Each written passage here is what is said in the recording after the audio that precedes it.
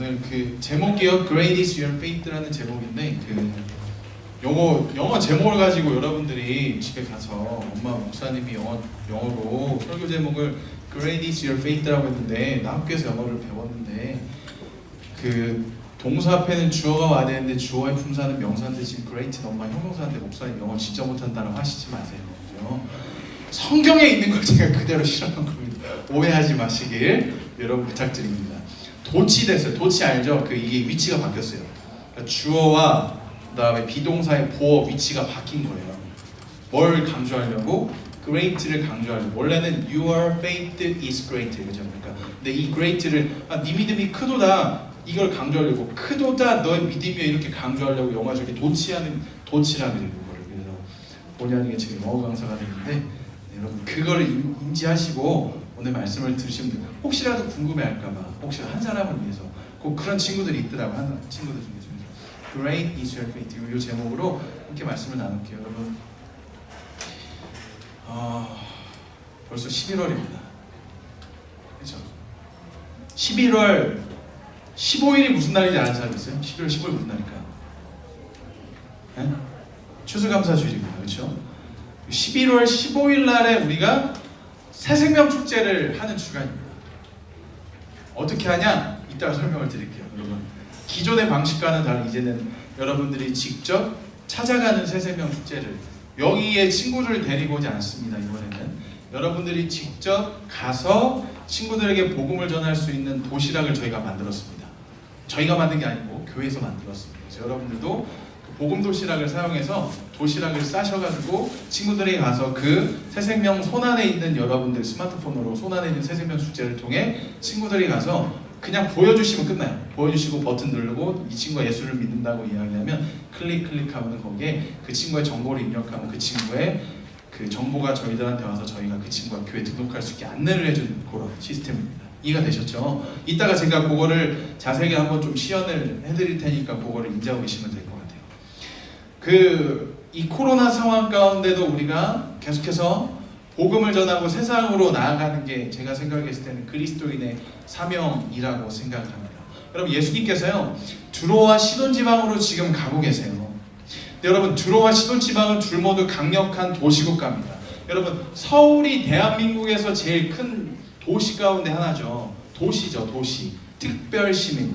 그래서 이제 막 저희 교역자들 중에서도 그런 분들이 계신데 목사님 저는 특별시민이에요. 목사님 경기도 시민이시죠? 막 이런 분들도 있어요. 실제로 특별시민에 대한 자부심. 서울이 굉장히 큰 어쨌든 도시인데 예전에는 이 당시에는 도시 국가가 있었습니다.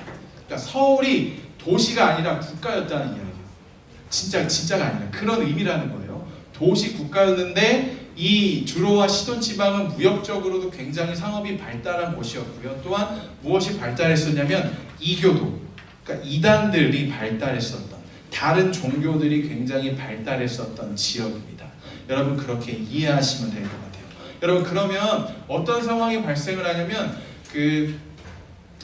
여러분들이 혹시 이런 감정을 느낌을 받으신 적이 있으실지 모르겠지만 태국 같은 데 단기 선교를 가면요 어떠한 느낌을 딱 받냐면요 제가 17살 때 태국에 처음으로 단기 선교를 갔었는데 거기서 어떤 느낌을 받았냐면 거기는 95%가 다 그 불교입니다. 그러다 보니까 어떠한 느낌이 있냐면 굉장히 영적으로 억눌리는 느낌이 실제로 있어요. 그리고 그 사람들은 그 나이가 좀 10살 정도가 되면요 제가 기억나는 게 10살 정도 되면요 머리를 스스로 깎고 절로 들어간대요. 그게 부모한테 효도하는 길이라고 부모님한테. 그래서 이제 그런 상황들이 발생을 해요. 종교가 다양하잖아요, 그렇죠? 근데 종교가 다양한데 여러분들이 알만한 지금 그 다른 종교들이 뭐가 있을까요? 대순진리, 신천지, 여호와의 증인, 또 뭐가 있죠? 어머니 하나님의 교회, 여러 가지가 있죠. 또 안상호 뭐 이런 게 있고. 여러분들 그 이단들이 많은 곳 가운데 있다 보면 여러분이 영적으로 눌린 느낌을 받게 되는데 오늘 본문 가운데 봤더니 아마 그런 것과 조금 밀접한 연관이 있었을 것 같아요. 한 여인이 가나안 여인이 예수님께 찾아왔습니다. 여러분 이 당시 예수님은요 굉장히 유명했습니다. 왜 유명했냐면 예수님은 가는 곳마다 능력을 발휘하셔서 사람들을 치유하고 고치시고 사람들에게 하나님 나라가 어떤 곳인지를 보여주셨던 굉장한 페이머스한 분이었어요. 인기가 많으신 분이었습니다. 유명했던 분이었습니다. 그러다 보니까 예수님이 가는 곳마다 사람들이 몰려들었는데 이번에는 가난한 한 여인이 예수님께 나와서 이렇게 이야기해요. 예수님, 저의 딸을 고쳐주시면 좋겠습니다. 왜요? 22절에 이렇게 제가 한번 이 말씀 띄우시면 읽도록 하겠습니다. 22절 제가 읽습니다. 22절, 가난한 여자 하나가 그 지경에서 나와서 소리질러 이르되 주 다윗의 자손이여 나를 불쌍히 여기소서, 내 딸이 흉악하게 귀신 들렸나이다 하네. 여러분, 이 흉악하게 귀신 들렸다는 건 어떤 뜻이냐면 여기서 소리질렀다는 이 단어가 나오죠. 소리질렀다는 것은요, 큰 소리로 긴급하게 비명을 질렀다는 겁니다. 여러분, 긴급한 상황이 되면 여러분 소리 어떻게 질러요? 여러분? 깜짝이야. 나 여학생인 줄 알았는데 남학생이었어. 긴급하게 진짜 여러분들 만약에 그 담력 훈련 해봤어요? 그 예전에 사실은 그 작은 교회들에서는 뭘 많이 했었냐면 그 폐교 같은데 빌려서 진짜 수련회하고 저희 아버지께서도 그랬거든요. 그럼 폐교 같은데 수련회 하면은 그 두 명이서 짝을 지어가지고 이렇게 그 폐교를 이렇게 한 3바퀴 도는 게 미션이에요. 돌고 그 다음에 그걸로 성이 차지 않는다 그러면 산에 올라가요. 근데 산에다가 나무 여기다 뭘 걸어놓냐면 사람 옷을 걸어놔요. 그럼 멀리서 보잖아요. 진짜 칠흑같이 어두운 아무것도 보이지 않는 그 밤에 산에서 딱 봤는데 그 옷이 이렇게 바람에 나풀나풀 거잖아요. 그럼 진짜 하얀 옷인데 귀신이 막 춤추는 것 같아요. 그럼 어떻게 돼? 사람들 그거 보고서 이렇게 돼요. 진짜 이런 느낌. 긴급하게. 그리고 그 소리가 어떻게 들리는지 아세요? 목사님 살려주세요. 이 소리가 진짜 막 진짜 학생들이 진짜 살기에서 발고 목사님 살려주세요. 진짜 막 이 정도 소리가. 그러니까 지금 이 여인이, 가난한 여인이 예수님 앞에 와서 하는 게 뭐예요? 긴급하게 비명을 지르는 상태인데 그게 왜 그래요? 내 딸이 귀신 들렸다는 거예요. 여러분, 부모가 자식이 아프면 굉장히 마음이 아프겠죠. 그래서 지금 이 엄마가 자신의 딸이 흉악하게 귀신 들렸다고 주님께 고백을 하면서 나와서 고쳐달라고 이야기하죠. 여러분, 이 뜻은요, 제 딸이 끊임없이 변해서 악마처럼 지금 막 감당이 안 됩니다, 이런 뜻이에요. 여러분, 귀신 들린 사람 여러분 실제로 본 적이 없겠지만 진짜 그런 경우가 예전에 있었습니다. 예전 저희 초창기 그 교회 때는 제 귀신 들린 사람들이 실제로 있었습니다. 저희 아버지 교회도 귀신 들렸던 분이 계셨습니다. 저희 아버지께서 귀신을 쫓아내실 때 사용하신 방법이 다 같이 사람들을, 청년들 모아놓고서 기도하시면서 이렇게 진짜 이렇게 같이 찬양하고 기도하고선 저희 아버지께서 뭐라고 말씀하셨냐면, 올리면 안 될 것 같은데, 주 예수 그리스도의 이름으로 명하노니 떠나가라! 딱 소리 질렀어요. 그리고 마지막에 뭐라고 외쳤는지 아십니까? 김일성에게 가라! 실제. 근데 진짜로 떠나갔어요. 김일성이 갔는지 제가 몰라요. 확인할 방법, 북한은 제가 갈 수가 없으니까 몰라요. 근데 갔어요. 근데 진짜로 그분이요, 여성분이었는데 힘이 평소보다 3-4배 세진데 감당이 안 됩니다. 이 실제로 있는 이야기. 그러니까 여러분들이 이게 이 성경이 지금 꾸며낸 이야기가 아님을 아셨으면 좋겠습니다. 저도 겪었던 이야기, 제가 귀신들이 이게 아니고 제가 아니고 아버지 교회에서 봤었던 일이기 때문에 진짜로 이 귀신 들린 상황이면 여러분 되게 다급해져요. 흉악해집니다.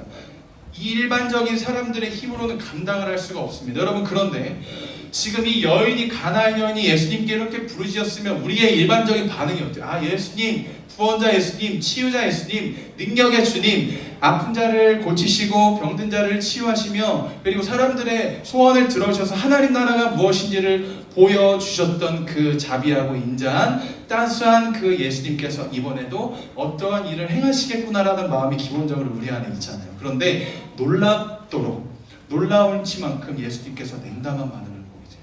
아무 말씀도 안 하십니다. 그러자 제자들이 어떻게 하는지 아세요? 예수님, 저 여자가 뒤에서 너무 소리 질러가지고 시끄러워서 저희가 뭘 할 수가 없어요. 예수님, 좀 뭐라도 말씀을 해보세요. 제자들의 반응을요, 풀어서 얘기하면 이거예요. 주님, 너무 시끄러운데 왜 아무 일도 안 하십니까? 여러분, 이거예요. 여러분, 왜 예수님께서 지금 놀랍도록 지금 아무런 반응이 없으실까요? 우리가 알던 예수님과 좀 다르지 않습니까? 오죽하면 제자들이 예수님, 저 여자가 우리를 괴롭게 합니다. 어떻게 좀 해주시면 안 될까요? 라고 이야기했을까요? 그러자 예수님께서 이번에 마음의 상처를 주시는 말씀을 24절에서 하세요. 24절 보세요. 여러분들 한번 읽어볼게요. 시작!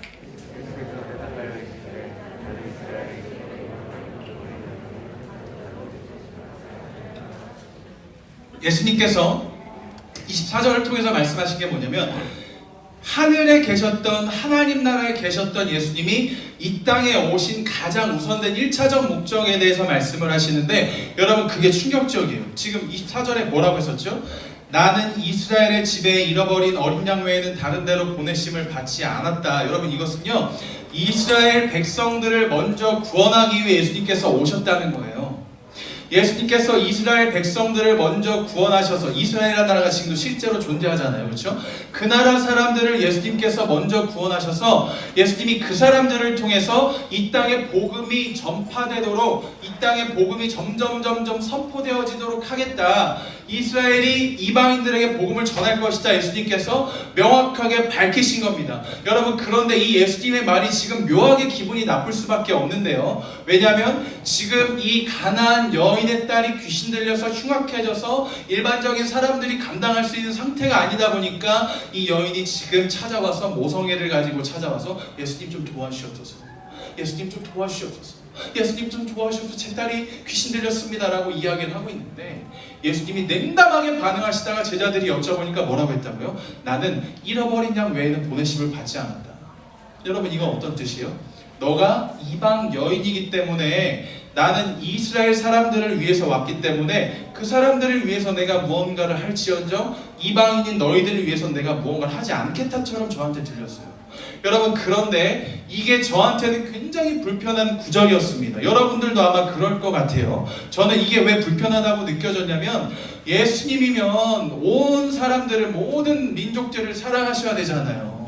그런데 지금 예수님이 무언가 차별적인 발언을 하시는 것처럼 느껴져요. 여러분들 입장에서도 그렇잖아요. 그렇죠? 여러분 이스라엘 사람이에요? 아니죠. 여러분 저 이스라엘 사람이에요? 왜 반응이 없지? 나 한국 사람인데? 이거 이상한데? 제 외국인처럼 보여도 한국 사람. 저 좀 오해하지 마세요. 제가 예전에도 얘기했지만 다이중도 그때 한 학생이 엄마 우리 전도사님 외국인이야? 그래가지고 굉장히 마상을 입었던 적이 있는데 분명히 말해 저는 국적이 한국이고요. 제 부모님도 한국분이고요. 그저 이국적으로 생겼을 뿐입니다. 어느 특정 나라와 굉장히 비슷한. 그래서 남아프리카에 가면 이제 저랑 비슷하게 생긴 사람들이 크거든요. 저 이스라엘 사람은 아니었죠. 저 한국 사람. 근데 저는 이게 불편하게 느껴졌던 게 뭐냐면 저는 이스라엘 사람이 아니잖아요. 그렇죠? 그러면 만약에 제가 이런 상황 가운데 처한다면 여러분들이 만약에 그런 상황 가운데 처한다면 긴급한 일이 생겼습니다. 예를 들어서 여러분 가정 가운데 어려움이 생겼어요. 여러분 부모님이 갑자기 아프기 시작해서 여러분들이 막 밤새도록 기도하는 거예요. 주여 주여 주여 주여 주여 주여 비나이다 이러면 안 돼요. 주님 도와주시옵소서 도와주시옵소서. 주님 저희 부모님이 지금 아프신데 제가 어떻게 손쓸 방법이 없습니다. 부모님이 너무 아파서 병원도 가지 못하시고 해서 주님 어떻게 하죠? 하고 여러분들이 막 눈물을 흘리면서 기도하는데 그때 주님 음성이 딱 들려요. 아침 아들아 딸아 이런 마음이 어때요? 아 주님이다. 주님이 역사하시겠구나. 주님이 응답하시겠구나. 됐다. 딱 그런 마음이 있어요. 근데 주님 뭐라 그래요? 나는 이스라엘의 잃어버린 양 외에는 다른 데로 보냄을 받지 아니한다. 안녕. 마상 이거예요. 여러분들이 막 긴급하게 지금 주님께 부르짖고 있는데 여러분들이 지금 한 차례 거절을 당한 겁니다. 우리가 알고 있던 예수님의 모습이 아니잖아요. 그럼 우리가 어때요? 자존심이 팍 뭉개지면서 나 기도 안 해. 예수님께 기도해봤자 예수님 들어주시지 않네. 거절당하는 그 느낌. 여러분 거절당하는 거 굉장히 싫어하잖아요. 남자들이 좋아하는 여자가 생겨도 쉽게 고백 못하는 뭔지 아세요? 나 너 좋아해. 난 아닌데? 응 안녕. 이렇게 끝나요. 그러니까 이게 거절당하는 그 느낌이 너무 싫어. 누군가에게 무언가를 부탁했을 때 선생님 이거 한 번만 도와주시면 안 될까? 아니 네. 그러니까 이런 상황을 여러분들이 사실은 여러분들 삶 가운데서 많이 겪다 보니까 선생님들도 많이 겪어요. 사실은 어른들도 많이 겪습니다. 거절을 많이 당하다 보니까 어떤 느낌이냐면 여러분들이 부모님께도 거절당하죠. 학교에서도 거절당하죠. 목사님께도 거절당할 때가 있죠. 제가 그 마음을 알아요. 저한테 인사했다는데 제가 못 들었어. 그래서 왔는데 제가 못 보고 지나갔대요. 그래서 목사님 안녕하세요. 제가 갔대요. 나중에 문자 목사님 마상 받았습니다. 이렇게 문자가 치고 있어요. 그러니까 이런 거절의 느낌 싫잖아요. 근데 그 대상이 사람도 아니고 예수님이 여러분들을 거절하셨다면 여러분들 어때? 마음이 찢어지잖아요. 지금 이 가나안 여인의 마음이 어떻겠습니까? 거절당하기를 두려워해서 무언가를 말하기를 어려워하는 여러분들이 어렵게 예수님께 기도를 했는데 만약 예수님께서 거절하셨다면 응답하지 않으신다면 여러분 어떻게 할 겁니까? 여러분 어떻게 해야 돼요? 근데 이 여인의 태도가요 우리에게 믿음이란 무엇인지에 대해서 정확하게 보여주고 있습니다. 이 여인은요, 신기하게 엎드려 절하며 다시 주님께 이처럼 말해요. 주여 저를 도와주시옵소서. 주여 저를 도와주소서. 여러분, 여기서요, 이 여인이 엎드려 경배한 건요, 엎드려 절하는 건요, 어떤 뜻이냐고 그 어원을 찾아보면 엎드렸다는 건요, 예배한다는 거예요. 이 여인이 지금 한 게 무엇입니까? 엎드려서 예배를 해요. 주님께 거절을 당했는데 주여 도와주소서 하고 주님을 예배한다니까요. 여러분, 이거는 진짜 자존심을 내려놓은 거예요. 자존심, 바닥난 자존심을, 저 내려갈 데도 없는 자존심을 내려놓고 이 자존심 고이고이 썸해가지고 보이자는 거 숨겨놓고서 난 자존심 없는 사람이야 해도 불가능한 일인데 이 여인은 이 어려운 걸 해냅니다. 해요. 왜 했을까요? 여러분, 그러면은 여기서 이제 우리가 또 기대하는 반응이, 이제 이 여인 이렇게까지 했으면 설마 예수님은 분명 들으시겠지. 본문 읽어보자. 예수님 역사하실 거야. 딱 읽었어. 자, 26절 예수님의 반응 충격적인. 자, 여러분 읽어보세요. 개를 강조하면서 읽으면 되겠습니다. 시작. 대답하여 이르시되 자녀의 떡을 취하여 개들에게 던짐이 마땅하지 않나요. 개래요, 개. 도구. 자, 띄워주세요. 떡스, 그죠? 띄워줘. It is not right. 옳지 않다는 거예요. 그러니까 자녀들의, 여기서는 영어로는 빵이죠. 빵을 취해가지고, 빵을 가지고 이거를 개들한테 던지는 거 옳지 않대요. 자, 그럼 보세요. 예수님이 지금 이 여인을 뭐 취급했어요? 개. 지금 발음도 진짜 이상하네. 개. 이렇게 하죠. 개. 이러니까 이상하네. 개. 예수님이 이 여인은요, 개. 좀 순하게 목사답게 하겠습니다. 이 여인을 개 취급했습니다. 어떻게 이상하구나. 예수님이요, 이 여인을 개로 취급한 거예요. 여러분, 그러면요, 여기서 자녀가 의미하는 건 누구예요? 당연히 이스라엘. 하나님의 자녀, 선택받은 이스라엘. 그러면 이 이방인 이 여인은 무슨 취급? 개 취급. 그리고 뭐래요? 자녀의 떡과 빵을 취해서 가져와서 개들에게 주는 건 마땅하지 않다라는 건 어떤 뜻이냐면요, 야, 너의 몫이 아니야. 지금 내가 너를 위해서 무언가를 할 때도 아니고 너는 선택받지 못한 백성이야를 예수님께서 정확하게 말씀 다시 하신 거예요. 여러분, 그렇다면 지금 마상을 앞에서 이미 2번 받았는데 우리는 3번째 마상을 받은 겁니다. 그렇죠? 마음의 상처가 지워질만 하면 예수님께서 불현듯 나에게 다시금 가게 시키시는 나의 정체. 이방인. 여러분, 이방인으로 불리는 건 아싸랑 똑같아요. 아싸. 이방인 아싸. 이게 아니고 이방인은 아웃사이더랑 같다. 여러분, 아웃사이더와 같아요. 여러분, 그 느낌 싫지 않습니까? 혼자만 남은 느낌, 어떤 공동체 가운데서 나만 홀로 어울리지 못하는 그 느낌, 저 진짜 싫어하거든요. 여러분들도 그런 느낌 학교나 가정이나 여러분 학원이나 여러분들 삶에서 분명 많이 느끼는 느낌이잖아요. 그게 싫잖아요. 그런데 다른 분도 아니고 예수님이 지금 그 마음을 3번이나 주셨다니까요. 왜 이러실까요, 예수님? 왜?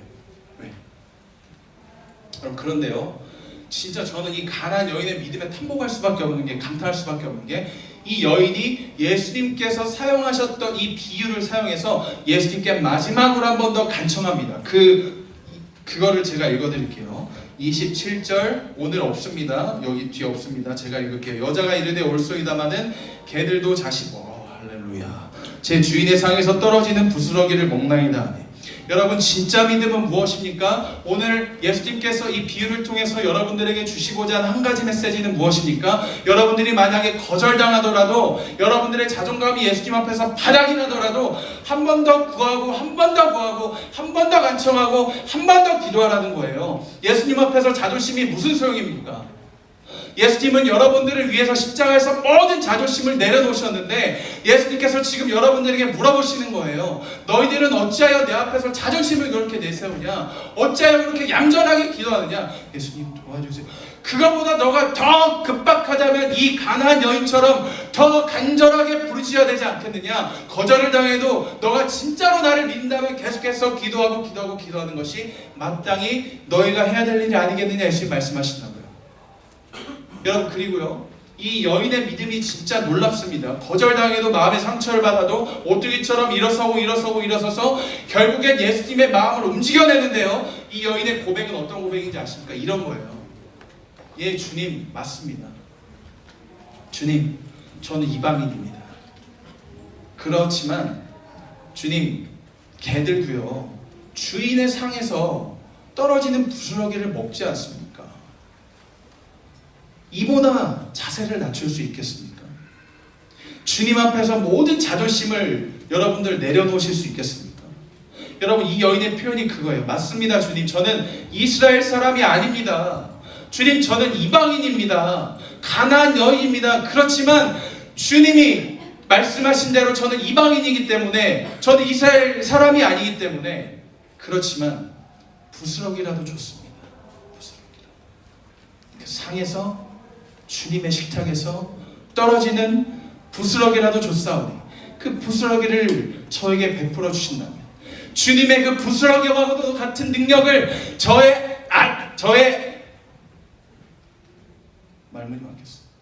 딸에게 베풀어 주신다면 제 딸이 나을 겁니다.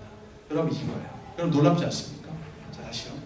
주님, 부스러기와도 같은 능력이라도 줬사오니 주님께서 그 능력을, 부스러기와도 같은 능력을 저의 딸에게 베풀어 주신다면, 제 인생 가운데 베풀어 주신다면, 제 삶 가운데 베풀어 주신다면 저희 딸이 온전히 나올 줄 믿습니다. 저는 그것으로 만족합니다. 저는 그것으로 충분합니다. 저는 그것으로 족합니다라고 고백하는, 여러분 진짜 엄청난 믿음 아닙니까? 여러분, 이 본문 가운데서 여러분들에게 이야기하는 게 그거예요. 우리가 하나님의 역사를 간구합니다. 그런데 우리는요 자존심을 놓고 간 거예요. 자존심을 가지고 가는 거예요. 하나님께서 이야기하시는 건 뭐예요? 너의 자존심을 내려놓아라.